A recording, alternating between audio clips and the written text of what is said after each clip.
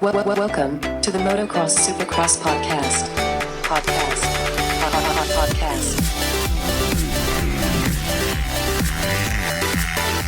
3, 2, 1, 0. Motocross Supercross podcast. Episode 146. A1 is in the books. The season opener is opened, I guess you could say. But I'm Adam here with Claudio. What's up, Claudio? The can of beans have been spilled. Yeah, it was a good one, too. We got a little bit of everything. We started off with the dry. Then, of course, we told you the rain was coming. The rain came in. The 250s kind of avoided most of that, but it was definitely coming down for that main event. Yeah, the rain, it was, they trying to sold it like, oh, it's dry, from the heat races. And they were like, oh, it's dry. The track's perfect, There might be a little bit of rain, but we knew it was gonna, it was gonna be a lot of rain, and yeah, it definitely made their appearance by the LCQs and made things very interesting for those mains for sure. Definitely, and it was just a good night. The track was cool. I mean, the weather was obviously cool. It was like 50 degrees, and I gotta say, I love that double that went over the start line. That section was sick. Yeah, it made things tricky, I guess, could be a good word for that section after it got wet, especially. Oh, yeah, definitely. Whenever it got wet, it was just a massive jump that a lot of people weren't hitting. But what do you say? You just want to jump right into these qualifying times, run over all this? First off, on this episode, we're going to be going over the 250 results, the 250 highlights. We're going to be doing the recap on the 250 class. So let's go. Let's do it. Let's start with practice. Adam Cianciarulo had the fastest times. We had a nice dry track during the day. Our new broadcast with NBC Sports. It was cool watching it. It was actually pretty well done, I thought. I thought they did a really good job with all that. Cianciarulo, like I said, fastest. Dylan Ferrandis, we knew he was going to be up there, second fastest. He was like almost a whole second slower than Adam Cianciarulo, which is crazy because AC was just on fire. As he usually is. He's really good in practice. He's really good in qualifying. His problem in the past has been not being able to close. We know he's got the speed. We know he's got the talent. He definitely has a great team and a great bike behind him. Exactly, and we're going to get into some of the problems that he had during this first season opener at Anaheim, but Jimmy Dakota's third place in practice. Shane McElrath qualified fourth, Colt Nichols fifth, RJ back there in sixth, Michael Mosman seventh, Chris Blows, the Arena Cross guy, in eighth, and the other Arena Cross guy, Jacob Hayes, in ninth, and Enzo Lopez in 10th, Cameron McAdoo, 11th, Jess Pettis qualified 12th, and kind of surprising to me was Garrett Marchbanks. He was back there in 13th, he did not have a great qualifying at all. Well, neither did Sean Cantrell, the factory KTM guy right there too. That's right. So there's just a lot of people all over the place. Some you expected to do better than others, but it's just qualifying, the first little opener. Let them get out there, get all the butterflies out of the way and all that. Yeah. But yep. It all changed, though, coming to this first heat race. And it was pretty crazy because we're so anticipated this moment all year. Here we go. 251. The gate is about to drop. It's about to drop. Any moment now. It's still okay. It's still going. Okay. Any moment. It was like the gate. They're about to blow up their bikes. 2.5. Yeah, so the gate didn't drop. Didn't 2 drop. 3/4. The most anticipated gate drop, and it doesn't drop. I know. So what's up with that? I loved it. That's a great way. I love starting the season off with something just like that. Yeah, that's when you're like, oh, great. It's going to be a great season, NBC. Oh, yeah. It's like Major League, the movie Major League, where they follow like the Cleveland Indians, and they're like, you can tell a lot by the season by how the first pitch goes. And it was like a half swing, and it just like hits the ball, and he runs and beats out the throw. And it's just like, you can tell a lot about how the season's going to go with the first gate drop that didn't drop. So it looks like it's going to be a crazy one by the looks of that. Yeah, very surprising. What's more surprising is that, they stopped the race. Everybody kind of like calmed down. They started looking at it, but I didn't really see them do anything that they didn't really test it or anything. They're just like, oh, nope, it's good to go. And then just line them up again and, just get ready to go. Yeah, I could hear people yelling, some of the start people just yelling, and they were saying something about the compressors or something, but yeah, just someone got fired for sure. Well, I know I said, there you go, NBC, but it's not NBC's fault, obviously. Yep. It's just, I guess, the prep crew put it together. Maybe someone was peeing on the electrical unit in the doghouse or something. We got to look for that for sure, yep. That's a fine. $1,000. That's a fine, yep, there it is. So anyways, everyone lines up, the gate finally drops, and Dylan Ferrandis has this just sweet jump on everybody, and he's just hauling into that first turn, but he just couldn't stop in time, overshoots it, ends up in the whoops. Dylan Merriam does the same thing on the inside and washes his front end out as Ferrandis washed that on the outside, and like Dylan Merriam gets hit by McElrath. His like left elbow just got like straight up rammed by McElrath. And the other arena cross guy, Chris Blows, it looked like he was going to get the whole shot, but his shoe or his boot kind of got caught right in Ferrandis' bike, and he also goes down. So a crazy start. Not a great start for them, but just a crazy start to the season. And it looked like Ferrandis' arm goes into the back tire. I want to say it was Blows, but I'm not really sure. It like goes kind of like in, and like it goes really quick. Like it goes in and out like on the tire. Yeah. And he like pulls it out. I'm glad he's okay. He was able to finish this race, but it was definitely a scary moment. Yeah, definitely a close call. As we saw Roxon's arm totally get destroyed last year going into Cooper Webb's tire. So good thing he was able. It was like one of those, the hand game where you like one person has their palms up and you gotta like kind of like pull your hands out before they flip it over and slap you. It's like that game. Yeah, he pulled his hand out just in time. So the whole shot of this goes to Thomas Doe.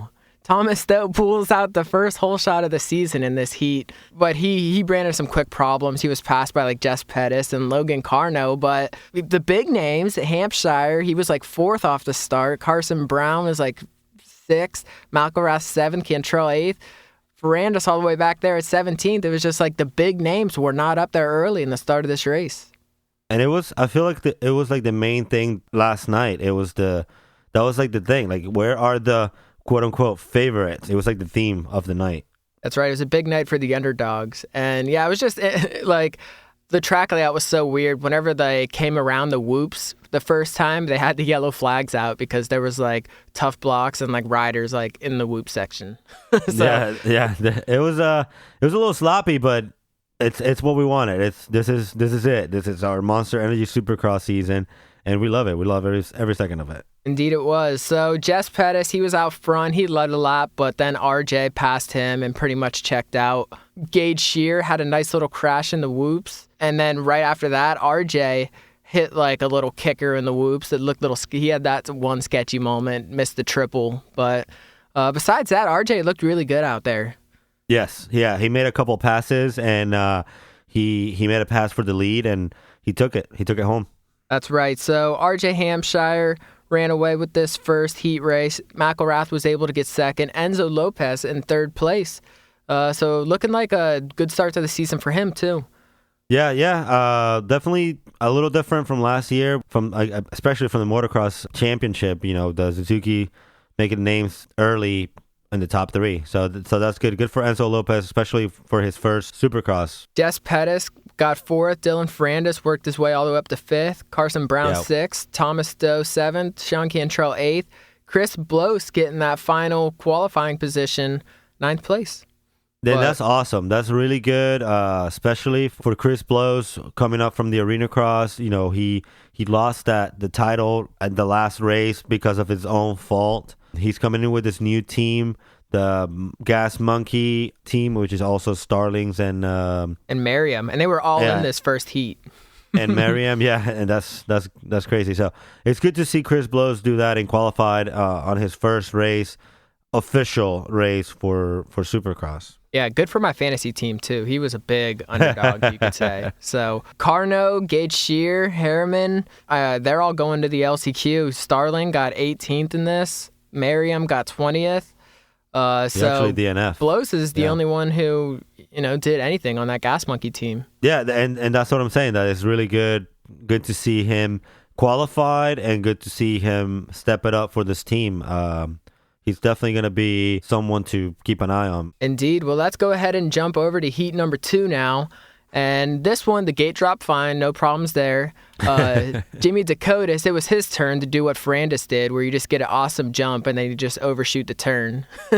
They're not even the only ones to do that. We saw it happen in the main event too. But we had Adam Cianciarulo in this one, and he was battling for that hole shot. But you know who? Martin Costello edges him out for the hole shot, which I was like, yeah, that's what's up. Obviously, having in that IB Corp team last year, he's not there anymore. He's on the Suzuki this year. Adam Cianciarulo then passed him right there in that second turn, but then he got really sketchy over that little tabletop and ended up off the track.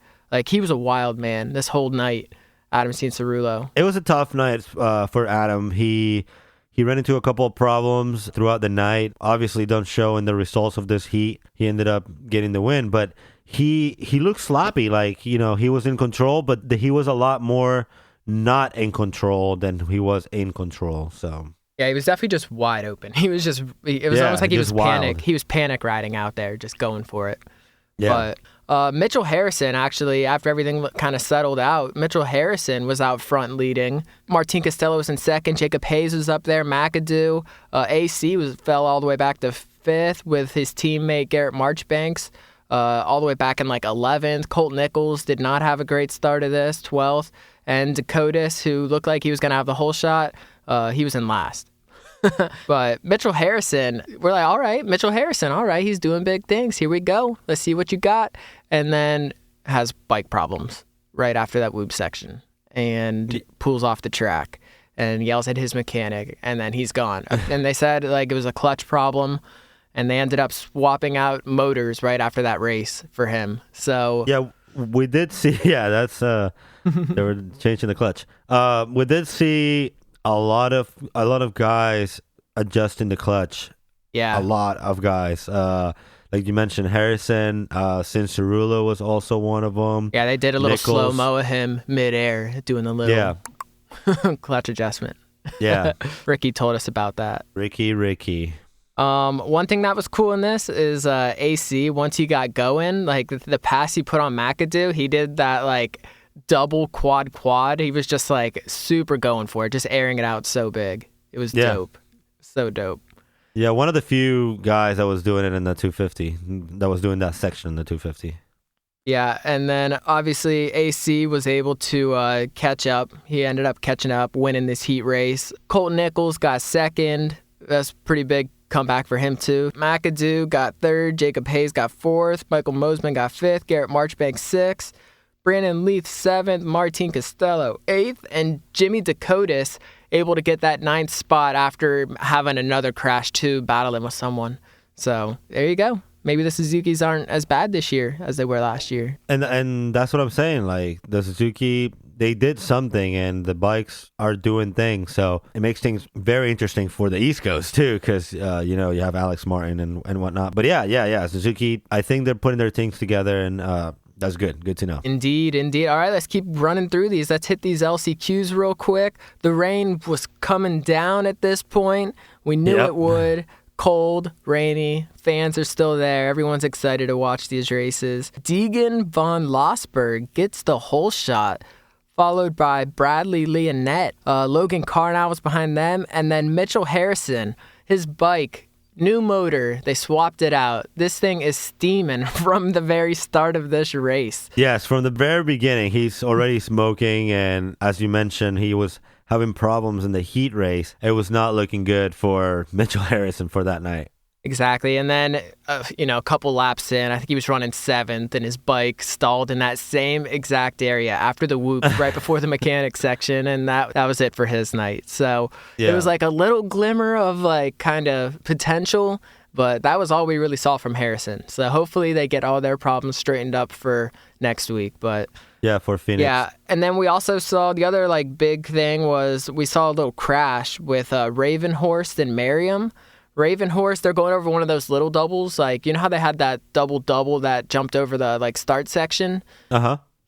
Whenever they would single that first one and double that second one, the two that were close together, it wasn't doing the big doubles, making a little double out of it. But Raven Horse was like in the center of the track, and it looked like he drifted left and hit Merriam in midair, and both of them went down pretty hard. So just a really bad night for Merriam, really bad luck, and it sucks because, number 54. So I always got to cheer for the number 54. But yeah, Merriam and Starling, both teammates for the Gas Monkey team, they both had a really bad night. DNS on the LCQ, so that's bad news. Hopefully everything is good and they're getting ready for next round. Yeah, bad start to the season for two of those AJE Motorsports guys, but blows. It's their shining star right now. But that's pretty much it that happened in that race. Yeah, Carno was battling for third place. They're actually from second to third. Lionhead, he took this LCQ race. He got plus 10 seconds. But Jorgensen, Carno, and Robin, they were all three of those were battling for the second, third, and fourth position. Yeah, and it was definitely a close one. Harryman was also there for a little bit, but he kind of stepped off the battle, and it's just good for these guys to actually get some good racing as well, even though it was coming down. And then our whole shot winner, Deegan von Losberg, he fell all the way back to 13th in this race, so not good enough to make the main. And just the big names who didn't make it, you got to start with Mitchell Harrison, Justin Starling, Dylan Merriam. 3 big names there that didn't make it into this 250. Sucks for them. Better luck next week. But let's go ahead and jump into this main event because this is where it got definitely a little spicy. Yes, sir. So as we said, the rain is coming down at this point. Riders goggling up. And AC, we all want to see what he can do. And before the race, AC told the reporter that he's got to get the whole shot. He really needs to get the whole shot this race. And AC is like, he definitely went for it. And he did the same thing that Ferrandis and Dakotas did and just went way too fast past the turn. They look like he didn't break at all, really. Ended up in the whoop section and just a terrible start for him. He fell like all the way back to he was like at least 12th is what he could get up to. It looked like he hit the jump or something, like he got bumped. That's what I think he did. Like. Yeah, I think he was rubbing a little bit of elbows, but McElrath went on to get the whole shot of this race. Quickly, he made a mistake. Colt Nichols jumped out front, and that was pretty much it. Colt Nichols looked really good. I think we underestimated him for sure. He... again, we talked about him, and I didn't have any faith in him at all. Like, I was like, oh yeah, Colt Nichols. I'm not, I'm not gonna pick him or anything like that. But he definitely showed us. He won this race. He never let off though. Like, even though he was over 10, 15 seconds from second place, he never let off until that checker flag. So that's very good. I feel like if you're winning the race, you shouldn't ever let off. You should just ride at your max capacity and trying to take advantage of every single lap and just make as much time as possible like he did. He definitely dominated this main event, and I'm glad to see him. Like I said, I underestimated him, but good for him. Congratulations for sure. Definitely. And since he was dominating so hard, it was just like the cameras were following AC come up through the pack. Let's see what AC can do. But Hayes, McAdoo, Garrett Marchbanks, Blows, they were all up there. They had great starts to this main event. McAdoo wasn't jumping that double-double, but AC and Garrett Marchbanks were, and they were able to get by him, work their way up. As we talked about earlier, that section was really sketchy, especially when this rain started coming down, and it just looked sick every time they would hit that. They were getting some big air. AC was definitely sending it. He was all out, balls to the wall. He made a couple of mistakes, as we mentioned. Yeah, he was just wide open, and he actually, he almost threw it away in the whoop section too. Just so many sketchy moments for him. Ended up just saving it somehow. But that's my point. That he was just like I can't believe he didn't get hurt. We were talking about that double section. Ferrandis also, he had some problems there too because he cased the crap out of that first one, wasn't able to hit the second one. That's how hard it was. It was super hard. But those pro circuit guys, they made it look pretty easy somehow. But the big moment of the race and of the night, probably in my eyes, is Adam Cianciarulo catches RJ. Runs him high in the corner. Very next corner, RJ comes up and just cleans him out. Just boom. He ended up on the ground. And dirty or nah? Nah, bro. AC got up. And plus, he did the exact same thing to him in the turn before. Hampshire might have been just a little bit more aggressive. But Hampshire went for it. He went to take him out, but it wasn't dirty. Like he went all the way up, just a little higher than he should have. But like you said, Adam did it to him the turn before, literally the turn before.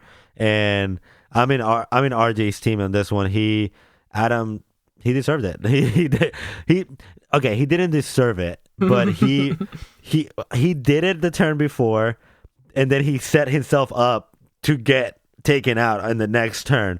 So I'm an RJ team on this one. He definitely got a good taken out on that. Yeah, you should know not to mess with RJ. We saw him in Atlanta last year. Jordan Smith was about to win that overall race, and then RJ Hampshire just cleaned him out too. So you should know. Don't make RJ mad like that, AC. Don't do it. Well, and RJ, he's just racing. It was a clean, dirty taken out, you know? It was a clean pass with some major contact. Definitely made some contact. He makes full contact passes, you know? Oh, yeah. It's a full contact sport for sure. Yeah. Just his style. Yeah. Hampshire, yeah, he let Adam know that, you know, next time just pass me. You don't have to block me. Yeah, don't mess with RJ. Yeah, he's like, it's just he had to send that sign out to all the other riders this year, like, yo, don't mess with me. Yeah, it's and good that's move. fine because he's definitely a contender for this championship still. Even though, you know, we're in the first race, he's a contender. He's one of the favorites to win this championship, as well as McElrath, as Ferrandis, Cianciarulo, and even Nichols. Those are your guys right there to win this championship.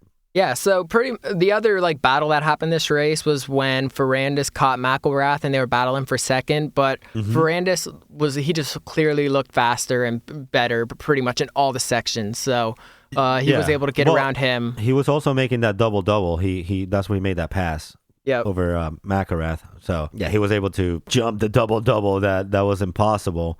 And to make the pass over Shane McElrath for that second spot. Yeah, and those Yamahas look good. They dominated. Colt Nichols won his first race. Anaheim, he comes in this season healthy finally. Dylan Ferrandis gets second. Shane McElrath happy with his third place.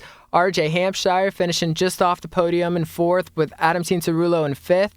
And I know in our previous podcast we talked about the rules changes where the fourth and fifth place riders had to stick around to be interviewed or else they'd be fined. But I was so bummed because they didn't talk to him. That would have been the perfect one to talk to, especially after that little takeout stuff. So what are you doing, NBC? This is NBC. That's NBC's thing right there. Yep. I'm bummed. And they like the way they went from like the interviews with Colt Nichols to Dylan Ferrandis to Shane McElrath. They did it so fast. I was like, oh, they're for sure going to do it. They're going through these so fast. And then they didn't do it. Commercial. It's like, what the heck? Yeah, that would have been a good interview to get those two guys, just kind of get their point of view on things. And especially, I can't wait to see what Adam Cianciarulo is going to say about it, or even RJ, or anyone. Exactly. So Garrett Marchbanks, good ride for him, 6th place. Jimmy Dakota 7th. Jacob Hayes 8th. Chris Blows 9th. Jess Pettis 10th. Cameron McAdoo 11th. Michael Mosman 12th. Martin Costello 13th. Jerry Robin 14th. Enzo Lopez 15th. Sean Cantrell 16th. Matthew Jorgensen 17th. Bradley Leonette 18th. Brandon Leith 19th. Carson Brown 20th. Thomas Doe 21st. And Logan Carno, even though he got 22nd, he made the main, and he was pretty pumped about it. Yeah, that's where you're making money. So good for him. Good for him and the rest of the guys that made it. Thank you for making this A1 awesome. It wasn't a great race. I don't know if it was because of the rain or it was just too stacked or it was A1.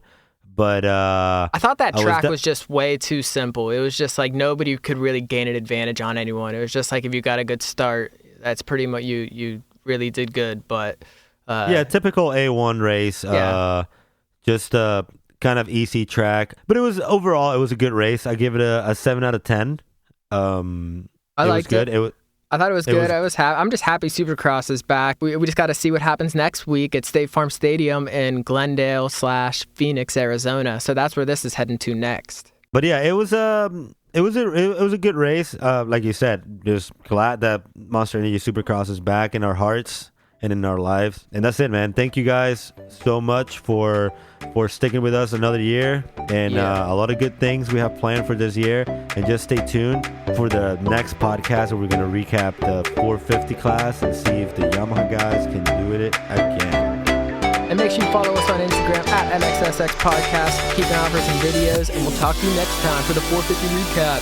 Peace.